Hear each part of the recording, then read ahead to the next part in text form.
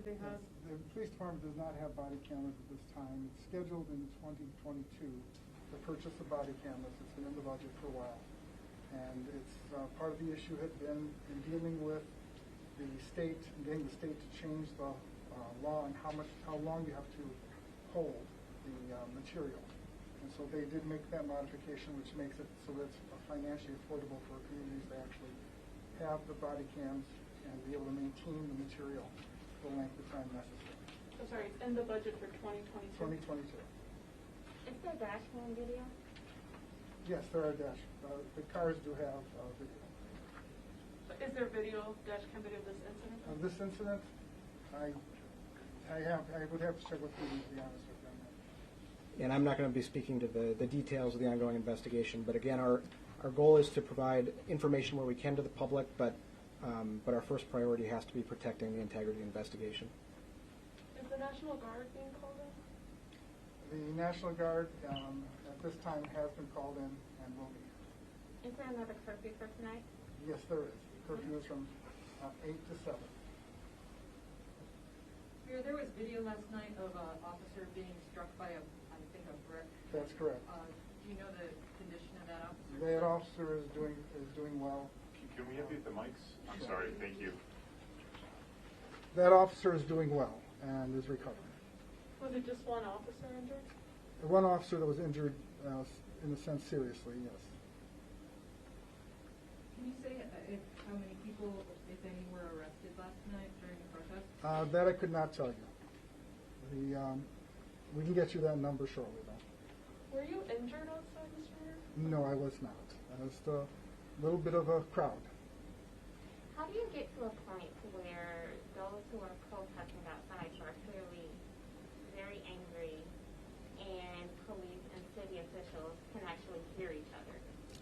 Well, one of the things the city has been doing is have been working with the faith-based organizations in an attempt to deal with racism throughout the community and the issues of how that impacts the community. So how it impacts employment, how it impacts police-community relationships, how it impacts education. So we've been putting together a package on that and have been working on it for quite a while. And we're fairly close to having it launched.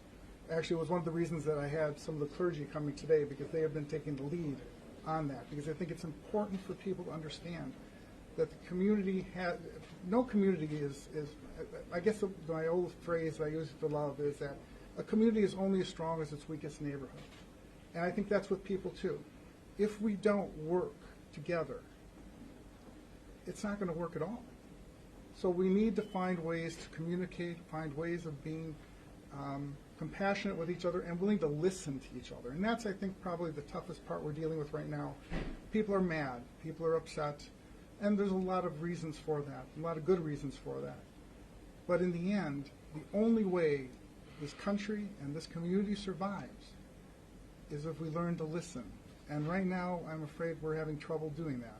So part of the goal was to bring the clergy in, bring in activists, bring in the different individuals throughout the community, and have them work with us in trying to solve the problem. I was in touch with a gentleman from the Department of Revenue, or Department of Justice, Federal Department of Justice, to come in and work with us in our community.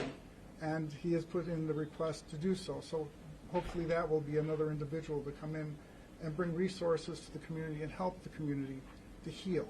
I think in the case of Tim, you hit it on the head. You know, the community needs to heal. We need to understand that people are hurting. We also need to make sure people understand that you have to listen to each other. Without that, nothing works. Can you just, last question, because I think people will be curious, when was the decision made to switch the press conference from the park to come in here? How did that decision play out? It basically played out because the situation, they weren't sure of the safety of everyone at the time. And so I didn't want to take any chances. As you see, I'm not one of those who's necessarily shy of going into a crowd, but I have other people here, and I don't want to create a problem for anybody. So from my perspective, it just made sense to do that, and so that's why.